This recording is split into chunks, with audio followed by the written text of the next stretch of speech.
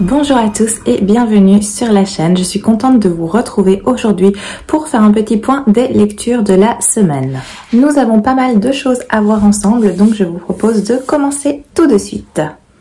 Je vais commencer par celui-ci qui était une de mes lectures en cours qui a duré un petit moment, je dois bien le reconnaître, qui est Noël surprise dans les Highlands de Sarah Morgan aux éditions HarperCollins Poche. Vous l'avez vu passer plusieurs fois, j'ai pu enfin le terminer, j'avais plus grand chose, il faut bien le dire. Alors dans cette lecture, on est dans l'ambiance de Noël, c'est pour ça que je voulais le terminer étant donné que Noël vient de passer. Dans cette histoire, on va suivre le personnage de Gail qui est une femme d'affaires accomplie et qui ne vit que pour son travail. Et suite à un accident assez bête, elle se retrouve à l'hôpital et elle va demander qu'on recontacte ses deux filles dont elle est sans nouvelles depuis 5 ans. Ça fait donc 5 ans qu'elles n'ont plus eu de contact entre elles et suite à cette chute, à cet accident, Gail va remettre pas mal de choses en question, ses choix, ses priorités et la vie qu'elle a eue depuis plusieurs années en fait. Et elle va se rendre compte qu'elle doit changer sa façon de voir et qu'elle doit revoir ses choix. Elle va donc proposer à ses filles de passer les fêtes de Noël ensemble.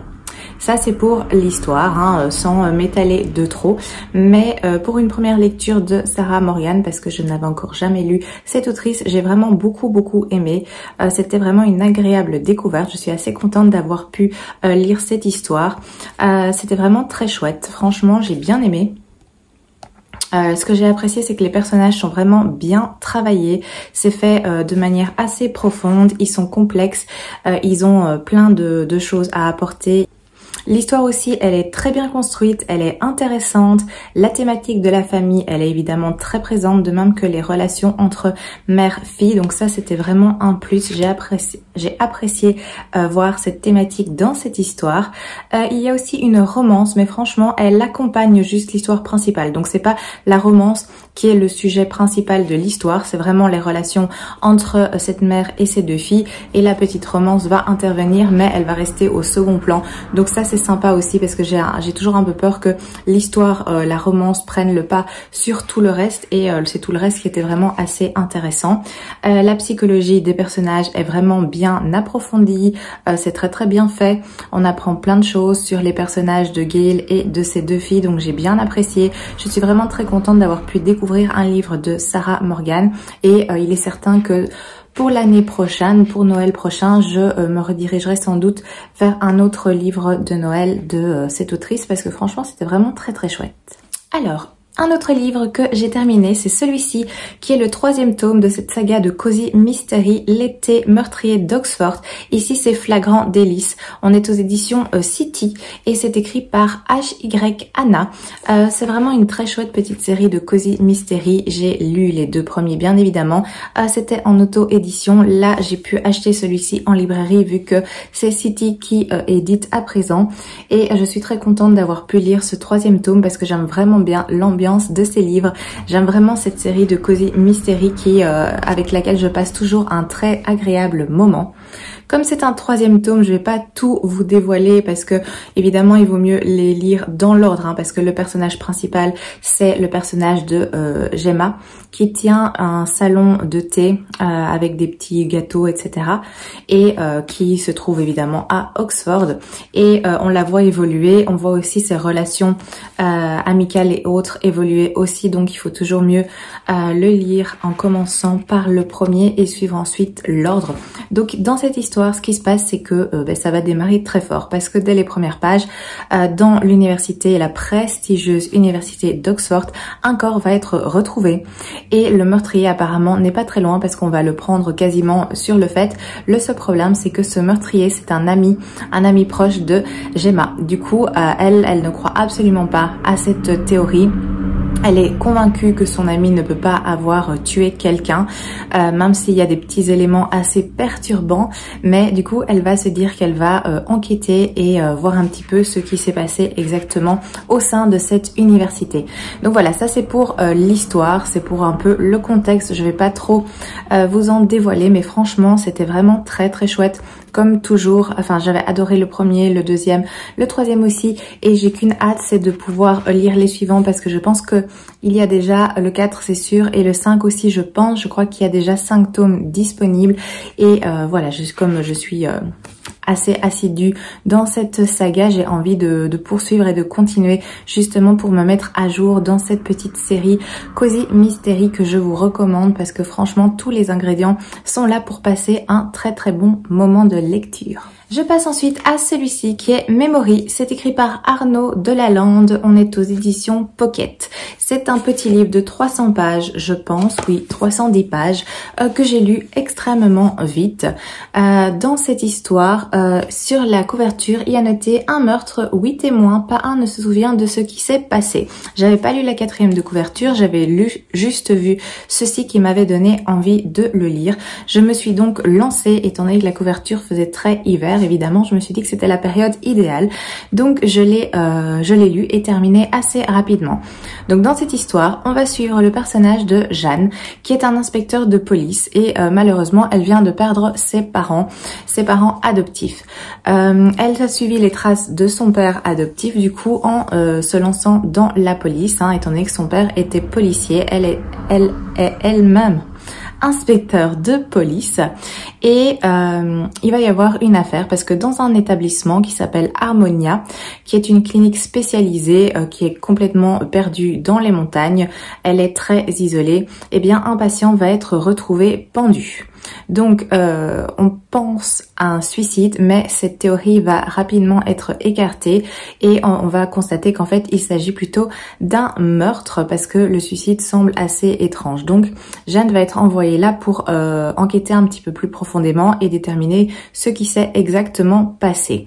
Alors quand elle arrive, on lui dit qu'il y a des témoins, il y en a même 8 de la scène, donc elle se dit top. Ça va être rapidement clôturé cette histoire. Le problème, c'est que ces 8 témoins, ce sont des patients de cet établissement clinique, et en fait ces 8 témoins ont des problèmes de mémoire, c'est-à-dire que leurs souvenirs s'effacent toutes les 6 minutes. Donc ils n'ont aucun souvenir du coup de ce qui s'est passé et de comment est-ce que ce patient a pu se pendre. Donc évidemment, cette enquête en fait commence très mal. Alors ça c'est pour l'histoire, le contexte. Donc pour moi ça a été une lecture en demi-teinte. Il y a des choses qui étaient bien, il y a des choses que j'ai moins bien aimées. Donc ce qui était bien, c'est que c'est un livre qui est court, donc qui se lit rapidement. Je pense qu'en 2 jours, il était clôturé. Le rythme est soutenu, ça c'est bien aussi. Il y a de l'action, il y a du suspense, donc très bien. Des petits chapitres courts comme ça s'enchaîne, c'est fluide, c'est rapide, ça coule tranquillement. Ok.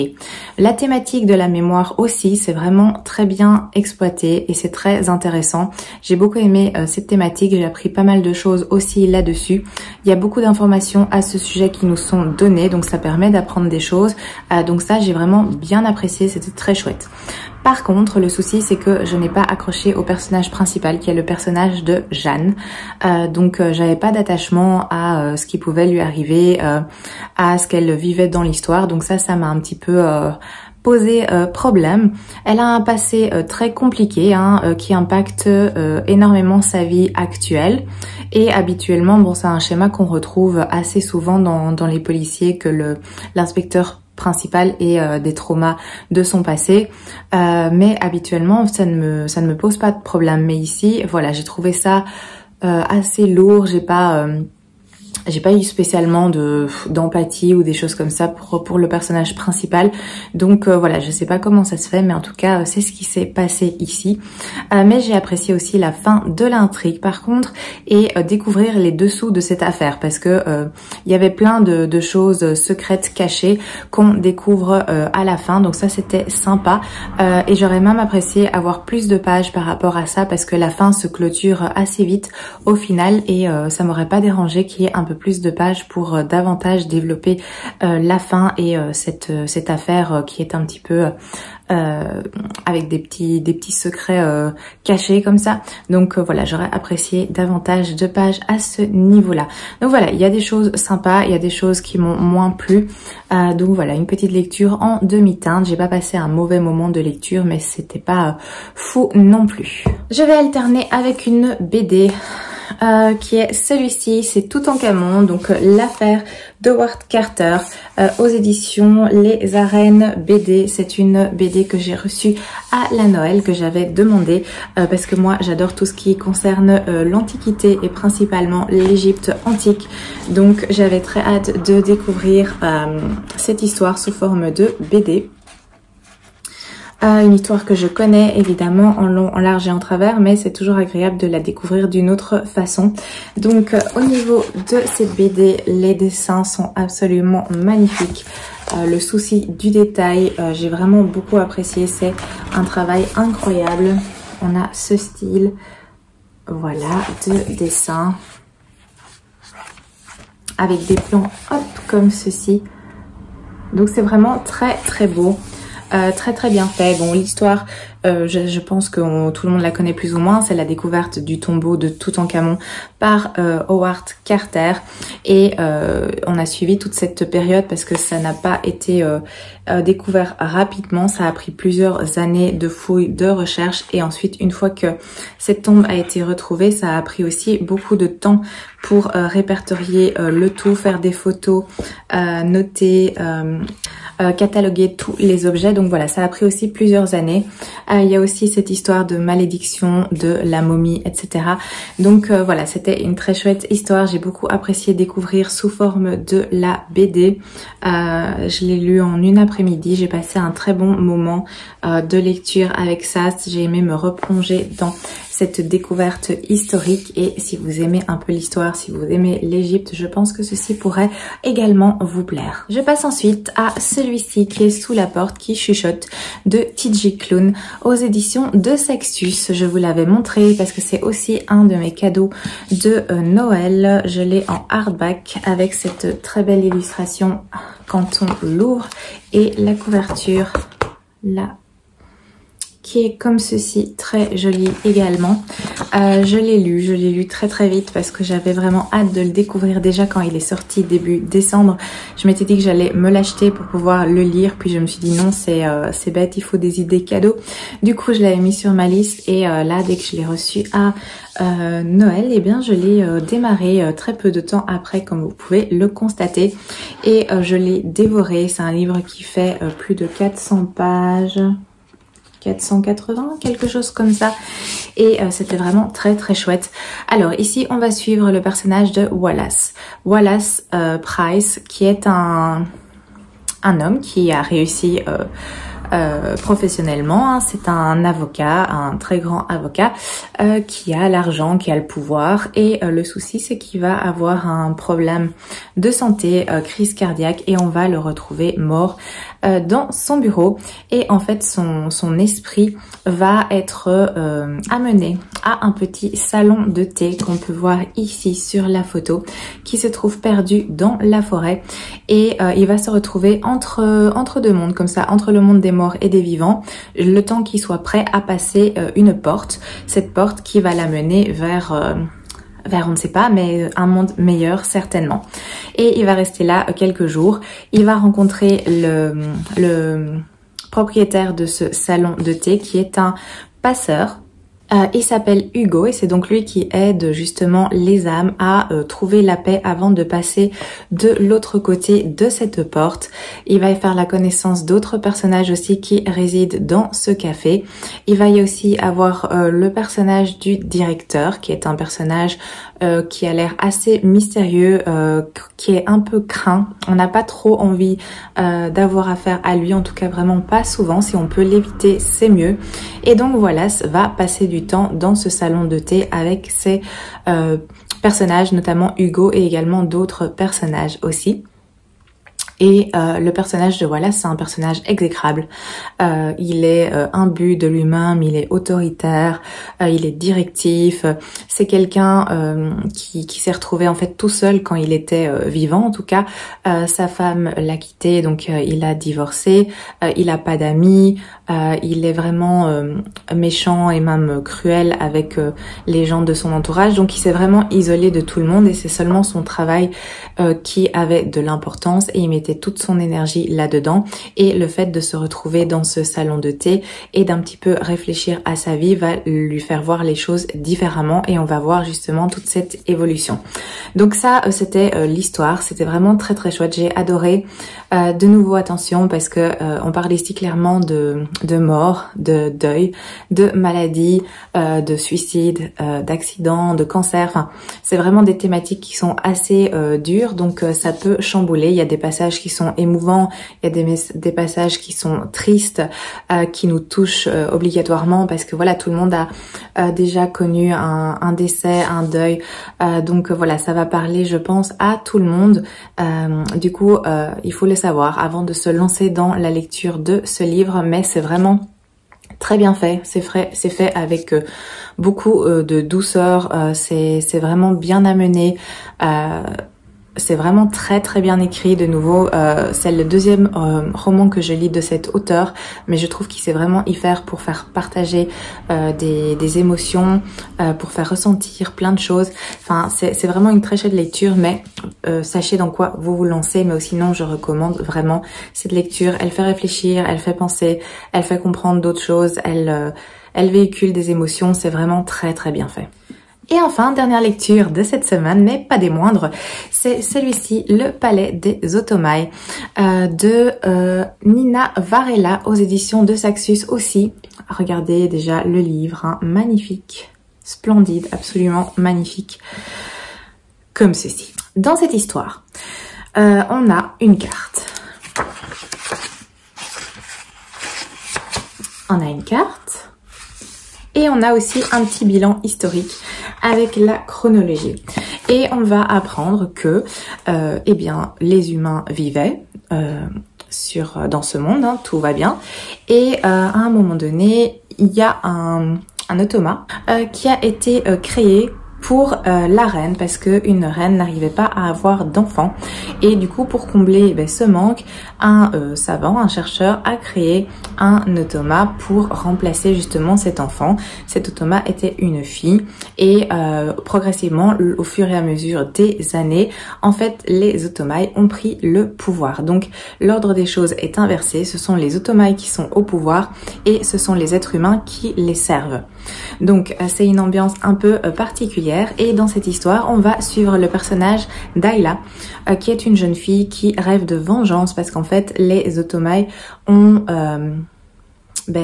tué toute sa famille. Donc, elle se retrouve toute seule. Elle a des amis donc qui sont aussi des rebelles, on va dire, qui ne sont pas d'accord avec cet ordre et qui rêvent justement d'inverser les choses, de reprendre leur liberté, de reprendre leur autonomie, qui rêvent aussi de vengeance par rapport aux Otomaï. Et on va suivre cette jeune fille justement qui va tout doucement essayer de se rapprocher du roi des Otomaï. Et son plan à elle, c'est justement de lui retirer ce qui lui est cher, tout comme il lui a fait. Et ce roi a une fille. Et Ayla décide du coup d'essayer en tout cas de se rapprocher de cette fille le plus possible et à un moment donné la tuer. Alors évidemment le plan va pas se passer comme prévu, il va y avoir des rebondissements et des surprises, mais ça c'est pour la petite histoire. Je vais m'arrêter ici pour pas trop vous en dévoiler, mais franchement j'ai beaucoup apprécié cette histoire, c'était vraiment très chouette. C'est un univers assez fourni, c'est très riche, c'est bien expliqué. C'est assez complexe. Il y a la petite chronologie qui nous aide au début parce qu'il y a pas mal de personnages aussi durant cette chronologie. Donc c'est sympa d'avoir un petit rappel pour nous expliquer les choses. J'ai vraiment adoré. Il semblerait que ce soit un tome 1. C'est pas noté sur le livre, donc je pensais me lancer dans un one shot, une histoire et c'était fini, mais apparemment je me suis encore lancée dans une saga, mais je lirai absolument la suite parce que c'était vraiment très très chouette. C'était vraiment terrible, il y a de tout, il y a des intrigues de pouvoir, il y a du suspense, il y a une romance aussi, mais ça va, ça passe. L'accent est vraiment mis sur la vengeance, sur cette révolte qui couve doucement sur le mécontentement des êtres humains. Il y a aussi des découvertes parce que les automails, ils ont aussi besoin d'énergie pour pouvoir survivre. Alors certes, ils doivent pas manger, mais ils ont besoin aussi d'une autre substance. Donc il y a plein d'éléments vraiment très intéressants. C'est vraiment très bien fait, c'est bien construit, c'est très efficace. En tout cas, moi j'ai adoré cet univers, j'ai vraiment apprécié l'histoire, j'ai apprécié suivre Ayla et j'ai hâte de découvrir la suite parce que ça se termine où il y a à un moment donné où il y a plein de choses qui se passent évidemment. Il y a plein d'actions, il y a plein d'éléments, il y a plein de découvertes et ça se coupe un peu comme ça. Du coup, j'ai hâte de savoir ce qui va se passer ensuite.